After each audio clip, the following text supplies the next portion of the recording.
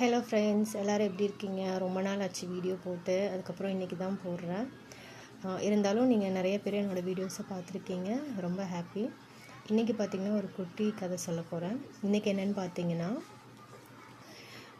ஒரு குட்டி பொண்ணு வந்து 2 ஆப்பிளை வந்து கையில் வச்சிட்ருக்கா. அவங்க அம்மா வந்து அந்த இடத்துக்கு வராங்க.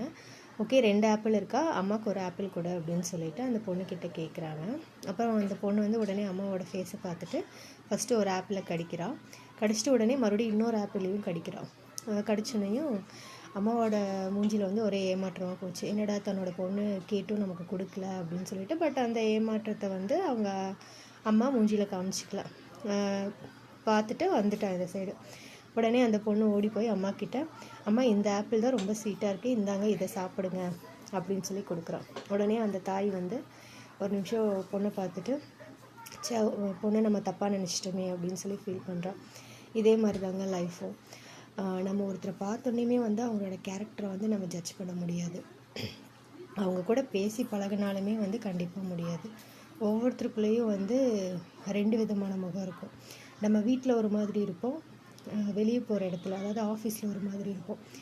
ஆஃபீஸில் இருக்கிற மாதிரி நம்ம வீட்லேயும் இருக்க முடியாது, வீட்டில் இருக்கிற மாதிரி நம்ம ஆஃபீஸ்லேயும் இருக்க முடியாது. அதனால் எல்லா மனுஷனுக்குள்ளேயும் வந்து 2 டிஃப்ரென்ஸ் கேரக்டர்ஸ் இருக்கும். வெளியே எங்கே எப்படி இருக்கணும், வீட்டில் எப்படி இருப்போம், ஆஃபீஸில் எப்படி இருப்போம், ரிலேட்டிவ்ஸ் மத்தியில் நம்ம எப்படி இருப்போம் அப்படிங்கிறது வந்து நம்ம எல்லாருமே வந்து அதை ரியலைஸ் பண்ணிக்கணும்.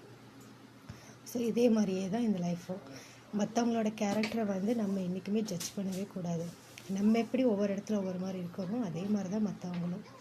ஸோ என்றைக்குமே அவனை நான் நல்லா தெரிஞ்சு வச்சுருக்கேன், அவன் இப்படி தான் அப்படிங்கிற மாதிரி யாரோட கேரக்டரையுமே வந்து தப்பாக பேச வேண்டாம், பேசவும் கூடாது. அவ்வளோதாங்க. இந்த ஸ்டோரி உங்களுக்கு பிடிச்சிருந்துச்சி அப்படின்னா கண்டிப்பாக லைக் பண்ணுங்கள், ஷேர் பண்ணுங்கள், சப்ஸ்கிரைப் பண்ணுங்கள். நன்றி, வணக்கம்.